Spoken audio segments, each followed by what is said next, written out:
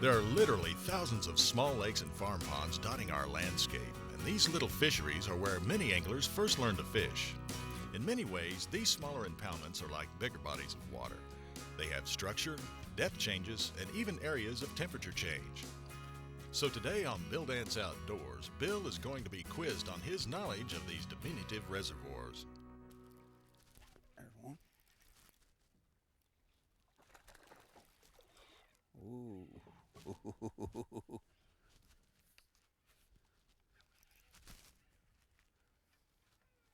Where are you going? Okay. Don't jump and throw that hook.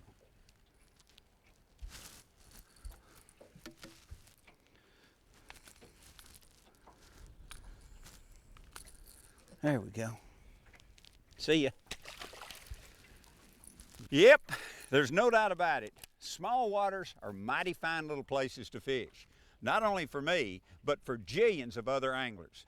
It's easy to tell this simply by all the mail we receive asking questions about these little fisheries. Like, for instance, this question.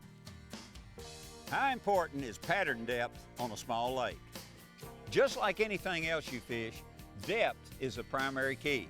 Sure, it's possible to catch a fish or two at any depth, but you can bet your favorite fishing lure that the majority of fish will select and use a certain depth level for a multitude of reasons. It could be water temp, water clarity, oxygen, food location, pH, or whatever. Regardless of the reason, you can be sure that the majority will remain at a preferred depth level. Sometimes determining this depth can be difficult, but you should still attempt to work various depths with different lures at different presentations and speeds, and cover all depths from the surface to the middle, all the way down to the bottom. Bass will sometimes choose the upper, shallower portions, early, late, or on cloudy days. By mid-morning, the concentration could be found in the middle section of the pond, and by early afternoon, the best fishing could occur on the lower section where the deepest water exists. The bass could be 5 feet deep, suspended over 12 feet of water, or they could be on the bottom. It should be your goal as a fisherman to eliminate the unproductive areas as quickly as possible and then zero in on just the productive ones. Ooh, strong.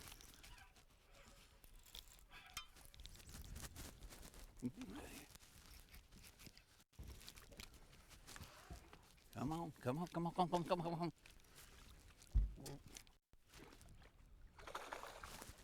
back. Easy. Watch those hooks, Bill. Watch those hooks. There we go. See ya. Woo! Okay, got a letter a while back from a fella asking this question. Do bass react the same in a small body of water as they do in a big reservoir? Absolutely. Bass who reside in these small waters are no different than those who live in larger impoundments. They exhibit the same basic characteristics and they react the same. They both move from shallow to deep and vice versa. Their behavior is the same, and it's governed largely by the seasons, water clarity, and temperature. And you know, they relate to cover and open water and even structure both shallow and deep, just like their relatives in the larger reservoirs. Be sure to join me for my next small water quiz when I'll continue answering questions from anglers all across the country. I hope to see you then.